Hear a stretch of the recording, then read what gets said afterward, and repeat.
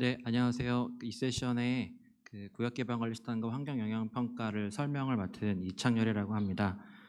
그 앞서서 저희 양희철 소장님께서 BBNJ에 관해서는 자세하게 설명을 드렸기 때문에 저는 두 가지만 간단하게 언급하고 넘어가도록 하겠습니다. BBNJ 협정은 국가관할권이 미치지 않는 영역의 해양 생물 다양성의 보존과 지속 가능한 이용에 관한 협정이다 라는 사실 하나랑, 두 번째로는 그 국가관할권 이원 지역이라고 하면 여기 화면에서 보이시는 바에 그 빨간색으로 동그라미 쳐주신 부분이거든요. 공해하고 심해저. 그러니까 이 BBNJ 협정이라는 거는 공해하고 심해저를 지리적인 범위로 하는 협정이다 라는 이 두 가지를 일단 그 머릿속에 염두하시고 제 발표를 들으시면 될 것 같습니다.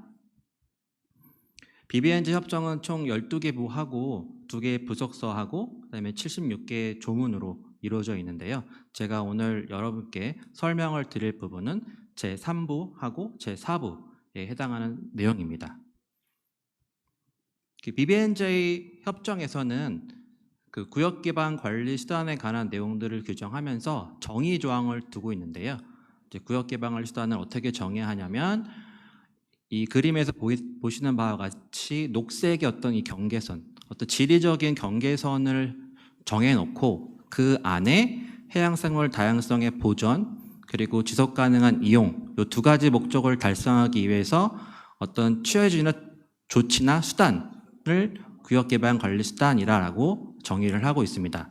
그리고 이 구역개방관리수단을 이렇게 폭넓게 정의했기 때문에 이 안에는 이 해양 보시는 바와 같은 해양보호구역 이외에도 해양환경관리계획 등의 여러 가지 수단들이 다 포함될 수 있습니다. 그래서 매우 넓은 개념이고 BBNJ 협정에서는 그 중에서도 특히 해양보호구역을 또 별도로 정의를 하고 있는데요.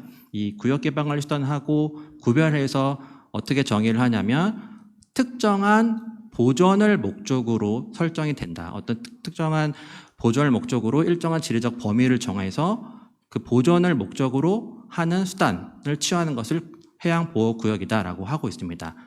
다만 이때에도 보존 행위만 가능한 것은 아니고 그 보존의 목적에 합치하거나 일치하는 그런 이용 행위는 지속 가능한 이용 행위는 허용을 할 수 있도록 이렇게 규정을 하고 있습니다. 그래서 일단 구역개방관리수단 안에 해양보호구역이라는 개념이 포함된다. 그런데 해양보호구역은 특히 보존을 목적으로 한다. 이렇게 이해를 하시면 될 것 같습니다. 그래서 이 BBNJ 협정에서 그런 구역기반관리수단에 관한 제2부에서 어떤 내용들을 규정을 하고 있느냐. 한마디로 말하면 각국이 구역개방관리수단을 공해와 심해저에 설정하기 위한 그 과정들을 규정하고 있다. 이렇게 보시면 됩니다. 그래서 어떤 주체가 어떤 방법으로 어떤 과정을 거쳐서 설정을 제한할 수 있고 설정이 되고 또 그때 제한 사항들은 무엇인지 이런 것들을 담고 있다라고 보시면 됩니다.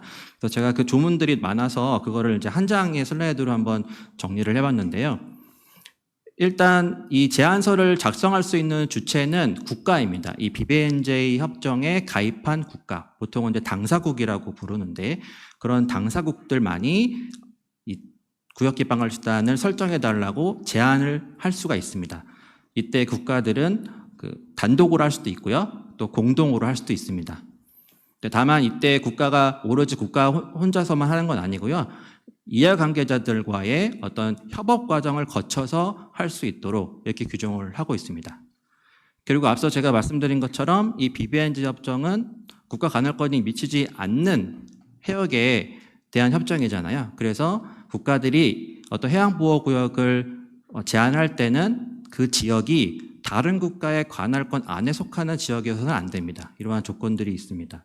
그래서 최종적으로 어떤 국가가 또 구역개방관리수단을 설정하기 위한 제안을 이제 하게 되면 이제 사무국을 통해서 이제 앞서서 설명해 주신 과학기술기구라는 게 이제 BBNJ 협정에서 만들어지는데요.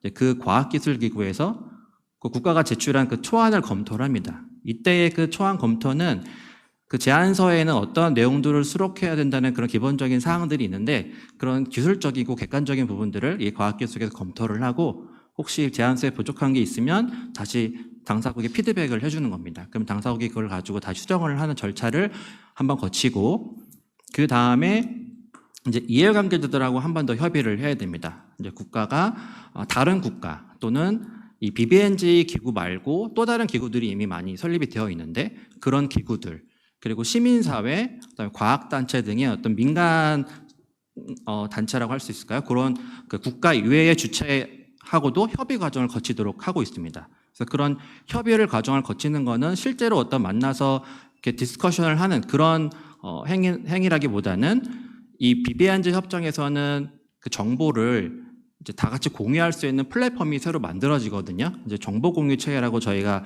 번역을 하고 있는데 그런 정보를 공유할 수 있는 플랫폼에 이런 제안서들을 이제 올리게 됩니다. 그 제안서들을 올리고 그런 정보들을 올리게 되는데 그럼 그거를 이런 이해관계자들이 보고 거기에 대한 코멘트, 의견을 그 국가에게 사무국을 통해서 전달을 하는 겁니다. 그러면 그 코멘트를 국가가 보고 이게 되게 중대한 그 코멘트다라고 생각을 하면 제안서에 반영을 하거나 만약에 반영을 안 했을 경우에는 왜 반영을 안 했는지 거기에 대한 이제 그 답변을 해줘야 되는 그런 절차가 있습니다. 모든 그 의견에 대해서 답변을 줘야 되는 것은 아니고 그 당사국이 판단해서 이게 중요한 코멘트다라고 생각할 경우에 고려될 경우에 그렇게 하도록 하고 있습니다. 그래서 이 제안서에 대한 협의 과정을 거쳐서 제안서가 이제 최종적으로 만들어지면 다시 한번 그 과학기술기구에 이게 제출이 되는데요. 이때 과학기술기구는 앞에서 했던 그 요건들의 검토가 아니고 이제 당사국 총회, 이제 국가들이 모여서 이 BBNJ의 어떤 의사결정을 하는 그 모임을 당사국 총회라고 저희가 부르는데 그런 당사국 총회에서 결정을 어떻게 했으면 좋겠다라고 과학기술과 권고를 해주거든요. 그 권고를 해주기 위한 검토를 이 과학기술기구에서 제안서 평가라는 이름으로 하게 됩니다. 이 평가를 거쳐서 권고를 하게 되면 비로소 이제 당사국 총회에서 그 제안서에 제출된 정보와 내용, 그다음에 이해관계자들의 견해들, 그다음에 최종적으로 과학기술의 권고 이런 것들을 다 종합적으로 고려를 해서 최종적으로 이 국가가 제안한 그런 해양보호구역과 같은 구역개방관리 수단을 설정할 것인지 말 것인지를 결정을 하게 되는데요. 이때 의사결정 방법을 원칙적으로 저희가 컨센서스에 따라야 한다라고 얘기를 하는데 이때 컨센서스라는 거는 한 국가도 반대하지 않을 경우에 통과되는 원칙입니다. 그래서 만약에 한 국가라도 반대를 하게 되면 컨센서스에 따라서 통과가 안 되잖아요. 그래서 이제 거기에 대한 그 하나의 대비책으로 3분의 2 이상이 우리가 컨센서스를 합치하기 위해서 모든 노력을 다 했음에도 불구하고 끝까지 노력을 다 했지만 모든 노력이 다 소진됐는데도 컨센서스를 이루지 못했다라는 걸 3분의 2로 결정을 하게 되면 다시 4분의 3의 의견을 받아서 그 구역개방관리수단 제안을 채택하는 그런 의사결정 구조를 가지고 있습니다. 근데 이 구역개방관리수단에서 이제 가장 논의됐던 것 중에 하나가 이제 BBNJ 협정이 만들어지기 전에 이미 다른 기구들이 만들어져 있는데 그 기구들과의 관계를 어떻게 조율할 것이냐의 문제였습니다.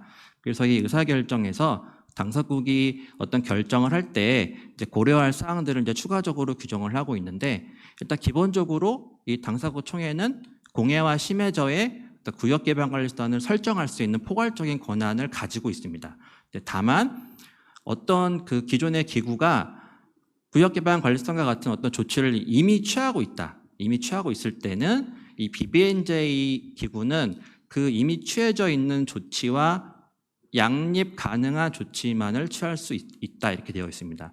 두 번째로는 그 기구에 이미 구역개방관리수단을 취할 수 있는 권한, 이때는 이미 취한 조치가 아니고 권한을 가지고 있을 때, 그 기구가 권한을 이미 가지고 있을 때는 그 기구에 속한 회원국이면서 또 BBNJ에 속한 회원국, 그러니까 그 협정 체제의 회원국의 국가들에게 이 BBNJ의 결정이 그 기구의 어떤 그 권한 범위 내에서 채택될 수 있도록 이걸 증진해야 할 그런 의무를 부여할 수 있도록 권고를 하는 그런 회원국에게 권고하는 결정을 할 수 있다. 이렇게 두 가지 제한 사항이 있습니다.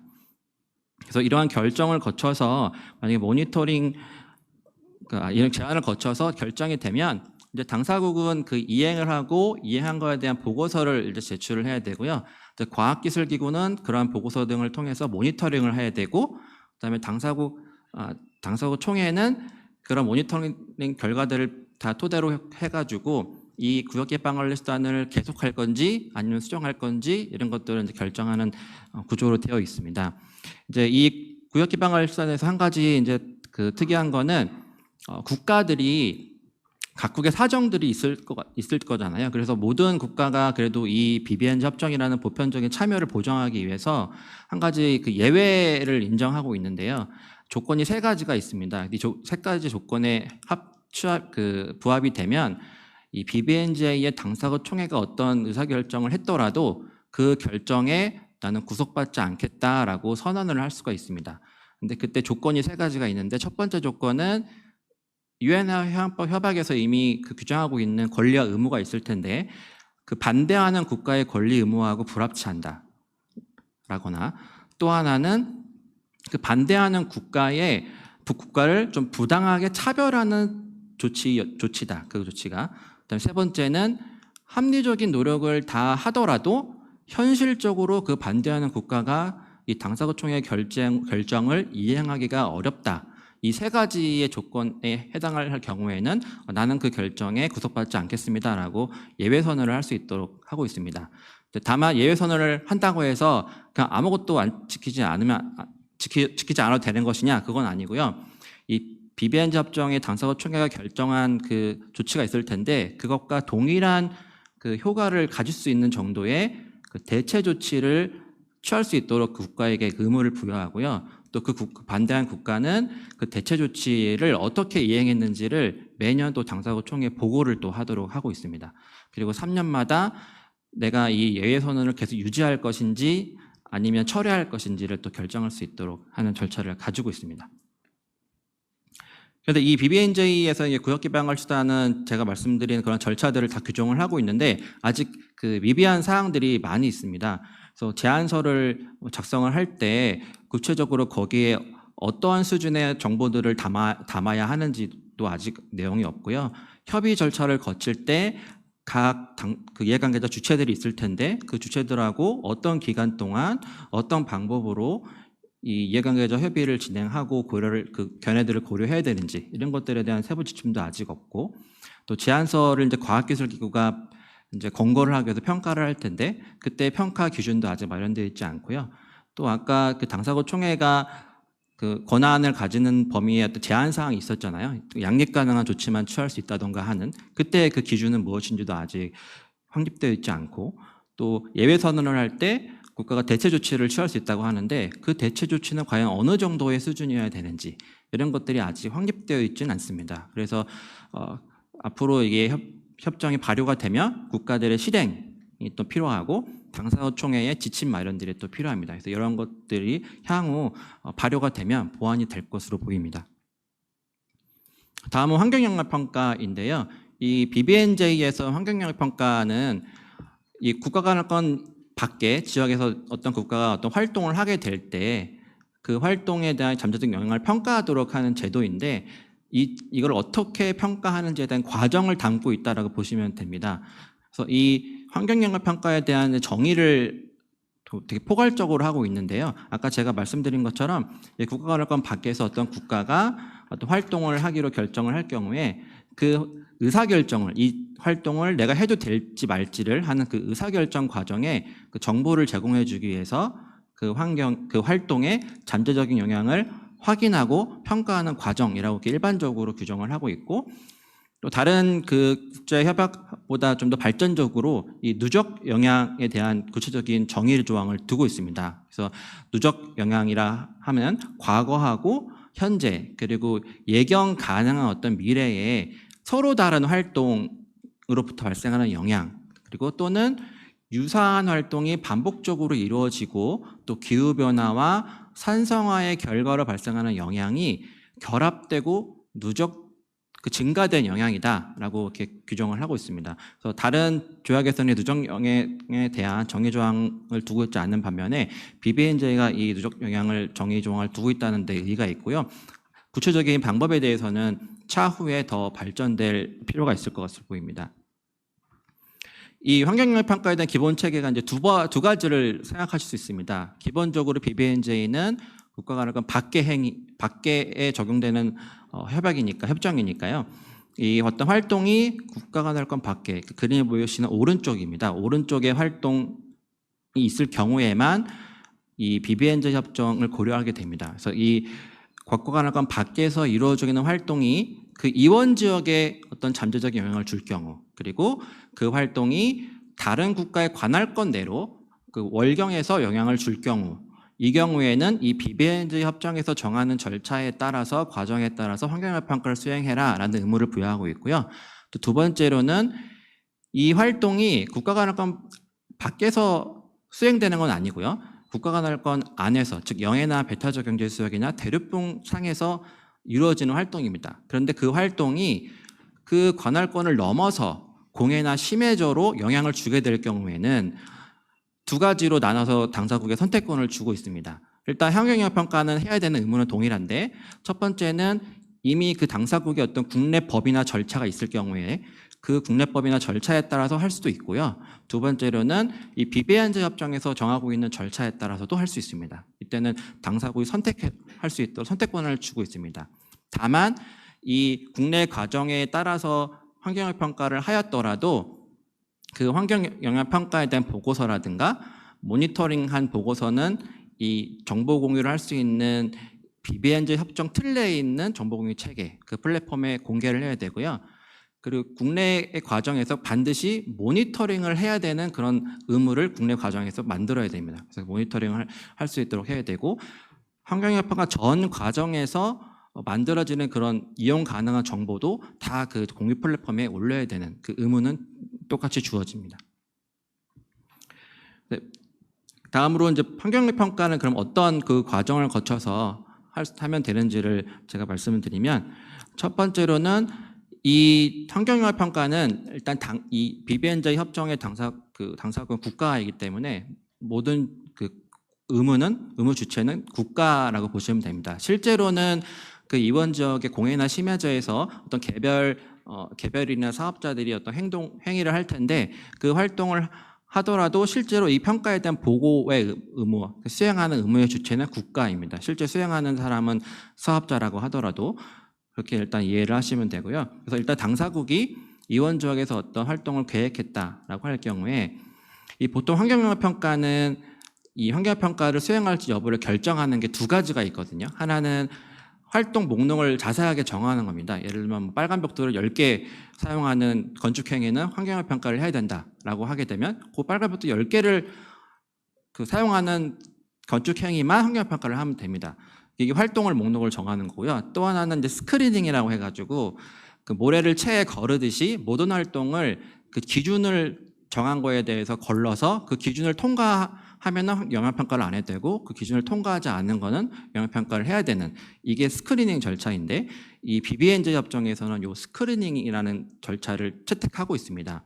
근데 특이하게도 BBNJ는 또 스크리닝을 하기 위한 또 그 요건을 별도로 정하고 있다는 게 약간 특이한데요. 그래서 어떤 이 활동을 계획하게 됐을 때 그 활동이 당사국이 봤을 때 사소하거나 일시적인 영향을 좀 초과한다, 아니면 내가 이 활동의 영향이 어떤 건지 잘 모르겠다라고 하게 되면, 그러면 스크리닝을 실시를 하도록 해라라고 하는 의무를 부여합니다. 그럼 이제 당사국이 스크리닝 과정에 가서 이 활동이 어떤 활동이고 어떤 기간 동안 어느 위치에서, 또 그 위치의 환경적 특성은 무엇인지, 잠재적인 영향은 무엇인지, 이런 것들을 쭉 검토를 해서 그 활동이 이 해양 환경에 실질적인 오염, 그다음에 중대하거나 해로운 변화를 준다고 볼 만한 그런 합리적인 근거가 있다라고 생각을 하면 비로소 환경영향 평가를 수행할 의무를 부여하게 됩니다. 그러면 그 다음의 절차가 이제 스코핑이라는 절차인데요. 이 스코핑이라는 절차는 쉽게 얘기하면 환경영향 평가를 하기 위해서 어떠한 항목들을 조사해야 되는지 범위를 설정하는 겁니다. 근데 범위를 설정하게 되면 그 다음에 이제 이해관계자들하고 이제 협의 과정을 거치는데, 이 BBNJ 협정에서는 원칙적으로는 환경 영향 평가를 하는 전 과정에 거쳐서 이해관계자 협의를 해야 된다라고 하고 있습니다. 그러면 이 그림에서 보듯이 과정이 엄청 많잖아요. 그럼 이 과정 전부 다 이해관계자 협의를 거쳐야 되냐라고 생각할 수 있어서 이제 국가들이 그렇긴 하지만 이 스코핑 단계랑 나중에 보고서 초안 단계 이 두 가지는 반드시 이해관계자 협의를 해야 되고 나머지는 추후 고려 이렇게 협의를 받습니다. 그래서 일단 이 스코핑을 하게 되면 이 스코핑 결과에 대해서 이제 이해관계자 협의를 한번 거쳐야 되고요. 이 협의를 거쳐서 최종적으로 당사국이 영향평가를 실시를 하고 이제 보고서 초안을 만들게 되는데 이 보고서 초안을 만들면 이 보고서 초안을 다시 과학기술기구에 또 제출을 합니다. 그런데 과학기술기구가 그걸 한 번 더 검토를 해서 권고가 아니고 의견만 줄 수 있습니다. 의견을 줄 수 있고 그 의견을 주면 이 당사국은 그 의견을 받아서 이제 고려하거나 고려하지 않거나는 당사국이 판단할 수 있게 되고요. 초안을 다 작성한 경우에는 이 초안을 가지고 다시 한번 또 이해관계자 협의를 또 거쳐야 됩니다. 이해관계자 협의를 거쳐서 최종적으로 이제 당사국이 영향평가 보고서를 이제 만들 수 있습니다. 그러면 이제 영향평가 보고서를 만들면 당사국이 또 다시 이 평가 보고서를 토대로 해서 내가 계획한 이 활동을 수행해도 될지 아니면 수행하지 않을지를 결정할 수 있습니다. 이때는 당사국 총회가 아니고 당사국 스스로가 결정하도록 하고 있습니다. 그리고 이 과정 중에서 이 당사국이 이거를 결정할 수 있기 때문에 그 견제 수단이 없잖아요. 그래서 이제 이 BBNG 협정에서는 컬링 메커니즘이라고 해서 이제 그 문제 제기를 할 수 있는 단계를 두 개를 규정하고 있습니다. 하나는 스크리닝 제도에서 환경영향 평가를 만약에 수행하지 않기로 결정을 했다. 그러면 그때 그 정보들을 다 공유하게 되어 있거든요. 그럼 그 공유된 정보를 보고 그 스크리닝을 통해서 환경영향 평가를 하지 않기로 한 것이 잘못된 결정이다라고 문제 제기를 할 수가 있고요. 두 번째로는 의사결정을 하고 난 이후에 원래 그 환경영향 평가에서 예상된 것보다 더 다른 부정적인 영향이 나왔다라고 그 문제 제기를 할 수 있습니다. 그렇게 될 경우에 당사국이 그 문제를 한번 고려를 해야 되고 또 과학기술기구도 그걸 한번 더 들여다보고 이때는 당사국에 권고를 할 수 있고 그럼 그 권고를 다시 당사국이 한 번 더 봐야 되는 그러한 내용들이 규정이 되어 있습니다. 이 환경영향 평가도 앞서 말씀드린 구역개방관리수단과 마찬가지로 여러 그 단계별로 세부적인 내용들이 좀 미비합니다. 그래서 이것도 발효가 되게 되면 이 각 절차적인 부분에 대해서 세부 지침들을 마련해야 될 필요가 있을 것으로 보입니다. 제가 준비한 내용은 여기까지고요. 그래서 BBNG 협정 채택을 통해서 공해하고 심해저의 그 해양환경 보호가 국가들 간의 협력을 통해서 잘 이루어질 수 있기를 희망하면서 발표를 마치도록 하겠습니다. 감사합니다.